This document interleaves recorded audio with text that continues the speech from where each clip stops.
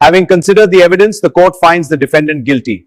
The sentence will be pronounced after the recess. सोचिए, गांव में एक भोज खाकर एक नौजवान घर लौट रहा है।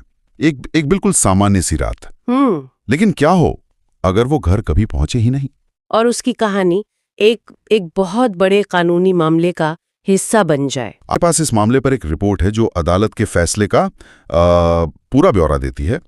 तो चलिए समझते हैं कि 20 अप्रैल 2018 की उस रात को असल में हुआ क्या था। और हम ये भी देखेंगे कि ये एक अकेला मामला उस इलाके में न्याय, समाज और शायद पुलिस पर भरोसे के बारे में क्या कहानी बताता है। तो कहानी शुरू होती है 20 अप्रैल 2018 को।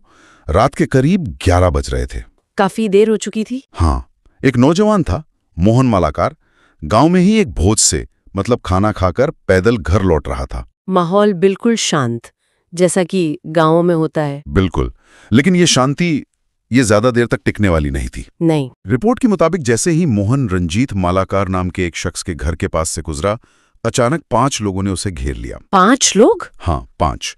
इनके नाम हैं रिपोर्ट में रंजीत मालाकार, अनीता देवी, श्याम किशोर मालाकार, श्रीराम और राम किशोर मालाकार। और इन्होंने क्या किया? इन्होंने इसे पकड़ लिया और बस पीटना शुरू कर दिया बिना कुछ कहे। यहाँ एक बात गौर करने वाली है, मतलब जिस तरह से इसका ब्यौरा दिया गया है, ये कोई अचानक हुई लड़ाई नहीं लगती। नहीं, बिल्कुल नहीं। 5 लोगों का एक साथ हमला करना, ये तो एक तरह से तैयारी की तरफ इशारा करता है, एक संगठित हमला। और यहाँ पर एक और डिटेल है जो इस मामले को और भी ज्यादा मतलब संगीन बना देती है। क्या? मारपीट सिर्फ सड़क पर नहीं हुई। रिपोर्ट कहती है कि हमलावर मोहन को घसीटकर रंजीत मालाकार के घर के अंदर ले गए। ओह, घर के अंदर? हाँ, और वहां भी मारपीट जारी रखी। ये बहुत गंभीर बात है। जब कोई घटना सड़क से उठकर एक बंद दरवाजे के पीछे चली जाती है तो उसका कानूनी चरित्र पूरी तरह बदल जाता है। मतलब ये सिर्फ मारपीट नहीं रही, ये एक तरह से बंधक बनाने जैसा है।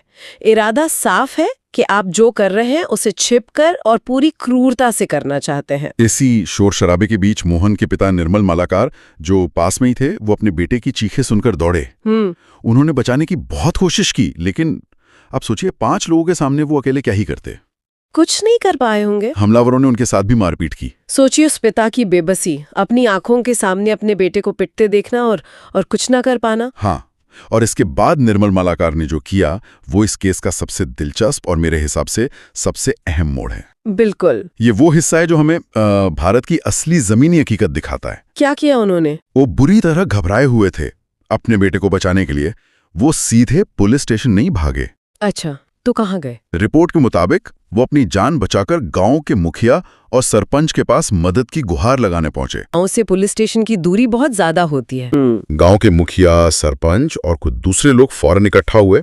सब मिलकर रंजीत मालाकार के घर पहुंचे। समुदाय की ताकत। हाँ, जब इतने सारे लोग दरवाजे पर खड़े हो गए तो हमलावरों पर दबाव बना और उन्होंने किसी तरह मोहन को छोड़ा। तो समुदाय की ताकत ने यहाँ काम तो किया। हाँ, उस पल के लिए तो काम किया। उन्होंने मोहन को बाहर निकाल लिया, लेकिन शायद तब तक बहुत देर हो चुकी थी। हाँ, यहीं पर यह कहानी एक बहुत दुखद मोड़ लेती है। क्या हुआ? मोहन को इलाज के लिए ले जाया गया, लेकिन उसकी चोटें वो इतनी गंभीर थीं कि इलाज के दौरान ही उसकी मौत हो गई। ओह! जो मामला मारपीट का लग रहा था वो अब हत्या में तब्दील हो चुका था। अब ये सिर्फ मारपीट का केस नहीं था।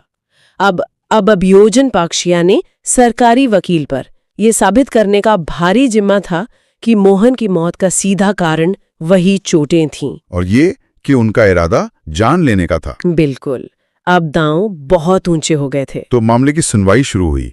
अभियोजन पक्ष की कमान संभाली अपर लोक अभियोजक गोपाल साहू ने। अपर लोक अभियोजक मतलब एडिशनल पब्लिक प्रोसिक्यूटर। हाँ, मतलब वो सरकारी वकील जो पीड़ित की तरफ से केस लड़ते हैं। जी, उनका काम होता है पुलिस द्वारा इकट्ठा किए गए सबूतों को अदालत के सामने पेश करना और आरोपियों का जुर्म साबित करना। और जुर्म साबित करने के लिए उन्होंने गवाहों की मतलब एक पूरी फौज खड़ी कर दी। अच्छा। रिपोर्ट बताती है कि उन्होंने अदालत में कुल 15 गवाह पेश किए। 15 गवाह? ये नंबर तो काफी बड़ा है। हाँ, बहुत बड़ा। ये नंबर अपने आप में बहुत कुछ कहता है। ये दिखाता है कि प्रोसिक्यूशन कोई भी कसर नहीं छोड़ना चाहता था। ये एक सोची समझी रणनीति है। इन 15 गवाहों में हर तरह के लोग थे। सबसे पहले तो चश्मदीद गवाह, जैसे कि मोहन के पिता निर्मल मालाकार। तो निर्मल मालाकार के अलावा और कौन थे? इन 15 लोगों में दूसरे तरह के गवाह भी जरूर होंगे, जैसे कि डॉक्टर। हाँ, 2 डॉक्टर थे, डॉक्टर अखिलेश कुमार और डॉक्टर ओम प्रकाश गुप्ता। इनका काम था अदालत को ये बताना कि चोटें कितनी गहरी थीं, मौत की असली वजह क्या थी। उनकी गवाही के बिना तो केस टिक ही नहीं पाता। बिल्कुल नहीं। उनकी विशेषज्ञ राय के बिना ये साबित करना नामुमकिन होता कि मौत मारपीट से ही हुई। और तीसरे सबसे अहम गवाह थे मामले के अनुसंधानकर्ता, इन्वेस्टिगेटिंग ऑफिसर यानी आयो। हाँ, विश्वबंधु कुमार। इन तमाम गवाहियों, सबूतों और लंबी जिराह के बाद मामला अपने अंजाम तक पहुंचा। बेगूसराय के जिला एवं सत्र न्यायाधीश 11 मनोज कुमार पंचम की अदालत ने अपना फैसला सुनाया। और क्या था फैसला? फैसला ये था कि सभी 5 आरोपी रंजीत मालाकार, अनीता देवी, श्याम किशोर मालाकार, श्रीराम और राम किशोर मालाकार हत्या के दोषी पाए गए। पांचों के पांचों? हाँ, सभी 5। ये एक बहुत बड़ा फैसला था।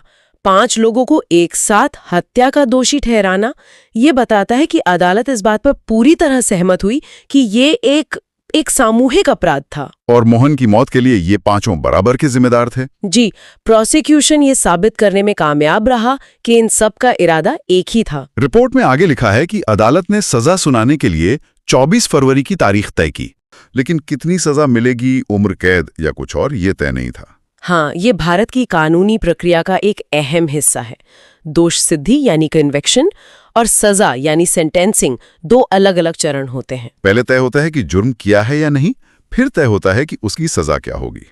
तो एक भोज से लौटते नौजवान की कहानी से हमने शुरुआत की थी, जो एक क्रूर हमले, एक पिता के संघर्ष और एक लंबी कानूनी लड़ाई में बदल गई, और जिसका अंत 5 लोगों की दोष सिद्धि से हुआ।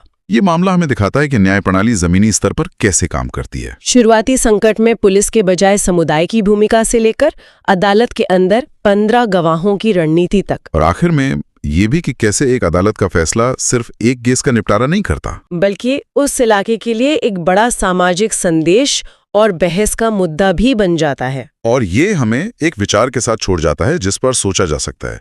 रिपोर्ट बताती है कि पिता मदद के लिए पहले गांव के मुखिया और सरपंच के पास गए। जी, ये एक बड़ा सवाल खड़ा करता है।